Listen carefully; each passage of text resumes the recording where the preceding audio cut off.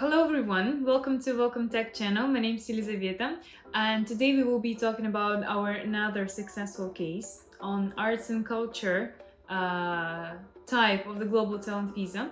On this channel we talk a lot about the IT, right, about the approvals that we have like enormous amount of videos you can watch, but today we want to share our experience applying on the arts and culture global talent. That here is the screenshot, by the way, of this application, of this endorsement. And we will tell you about the background of this person, of this client, and we will tell you about the way we have collected the documentation and other interesting points that need to be mentioned when you are planning to apply for the Global Talent Visa, for the Arts and Culture Global Talent Visa.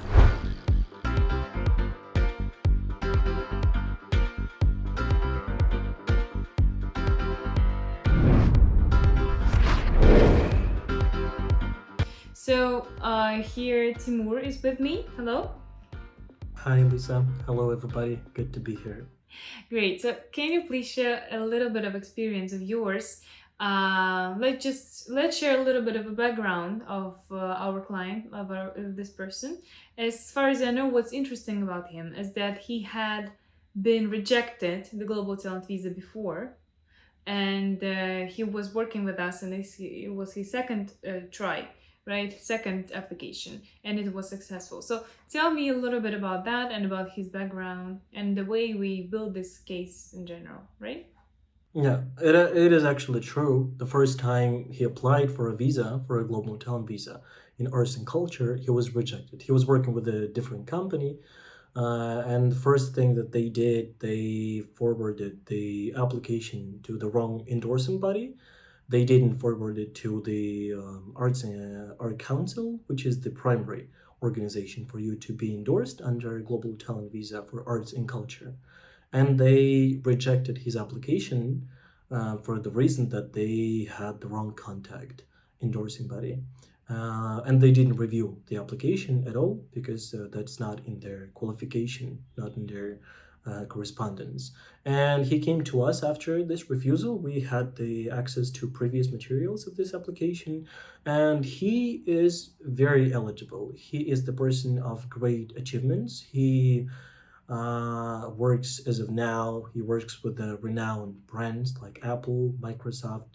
His work was exhibited at Dubai Expo 2020. He was contacted by TED to talk about his work, and he has a great number of people from all over the world, like USA, European countries, Asian countries, that are of great importance to the industry, and they recommend him. So he's a big person, as to say. Yes.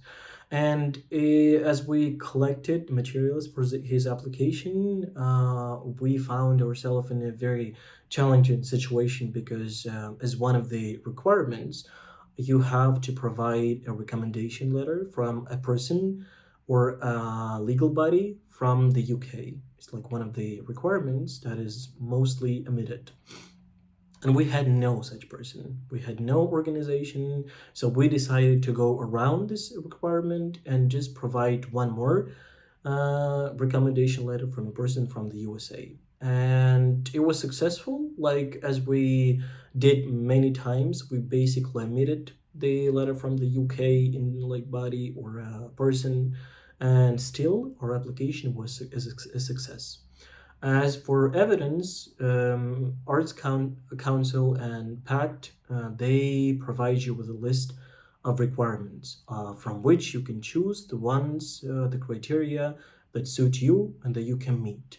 As for this case, we selected three criteria that mostly define the sculpture of our application. First, recognition outside of work. Second, awards or any other criteria that like you can meet. And third, we selected the like overall impact and influence on the industry of his work. He's a motion designer. He's like art director. He does all this fancy animation for big brands. For example, he worked on Nike product, Nike shoes, and many other important brands. And we wrote a personal statement as well. It's like one of the most important documents on the application, which details your plans for UK, like how you're going to work, with whom you're going to work once you move to the UK. And we submitted the application different from TechNation's requirement, where you go to Smart Apply website and you submit all documents on this website.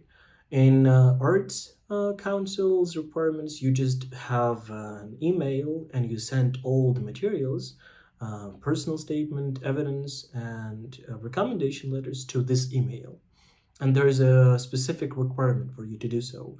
You have to divide them into 3 different documents of the application, and you have to make sure that one and each one of them is not more than 15-20 megabytes. If you make a mistake in preparing your format of the application, they will contact you and they will tell you how to send it and how to correct it, if you need to merge any document or divide them, or anything else. So it's not a problem if you don't know how to supply and how to apply the documents. And we submitted this application on September 15, and just a little over a month later, we got our positive decision approval. So it was like in 2021 October. Yeah, and now we're applying for the second stage, where this client will actually get the visa with which he can enter the United Kingdom. So overall, this is like the process. So maybe we need to customize discussion, some specific questions that our viewers may have. Right. Thank you so much for like this a very detailed answer to my question. So just one more thing to mention here is that for many people who are trying to apply for the UK Global Talent Visa for arts and culture, the thing is that they do not